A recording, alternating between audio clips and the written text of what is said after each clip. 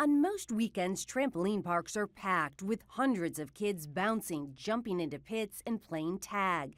Their popularity is leading to new cases for attorneys like David Chazen. He represents more than a dozen people injured at trampoline parks in New Jersey. Look below the screen there. At the bottom right of the screen, a father unknowingly causes what's known as a double bounce. His 4-year-old son falls to the mat. The force of the trampoline coming back up from the father's hop across broke the 4-year-old's femur. Oh my gosh. It takes almost a full minute before anyone, including the guard on duty, realizes the child is squirming in pain. Head back. Don McPherson has coached gymnastics for more than 40 years.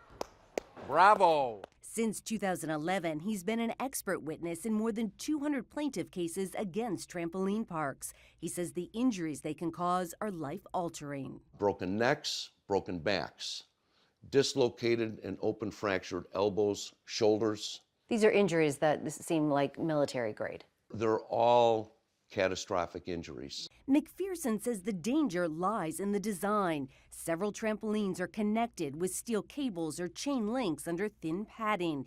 As people jump, waves of energy are generated in all directions, which can cause those double bounces that can end in high-impact collisions. They're moving at speeds and with energy that when they hit or get hit by somebody else that's twice their weight, they end up with crush injuries. Injuries so severe they can lead to death. At his peak, Rick Weezy was a world-class gymnast. Other than his children and me, that mattered most in his life was his gymnastics. That all changed in 2017 when Rick visited a trampoline park in Virginia with his husband, Nick Scandalius, and their twins. Nick says Rick was jumping on the trampoline when he came down wrong on his foot, stumbled, and hit his head against a thinly padded wall.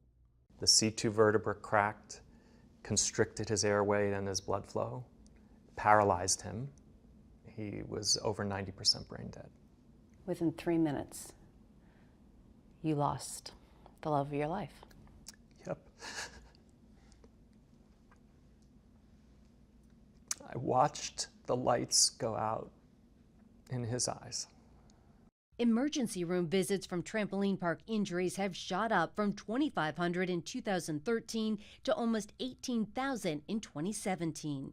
Everybody in the gymnastics community calls them death parks. McPherson took us to a trampoline park outside Chicago.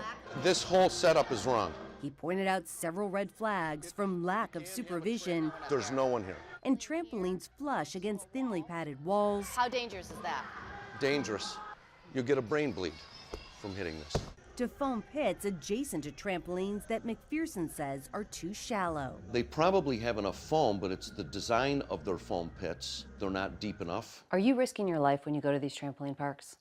Yes, unknowingly. For families like Nick's, the message is simple. Never. Birthday parties, no, never, never, never, never. You believe they're that dangerous? I don't know how to believe any other way, right? My husband was an elite level gymnast. In response to the deaths and injuries, the International Association of Trampoline Parks told us there are parks that do not adhere to industry technical standards and do not operate with safety at the forefront of their agendas. The group will launch an initiative this summer to require third-party inspections to ensure the safest experience possible. Meg Oliver, CBS News, New York.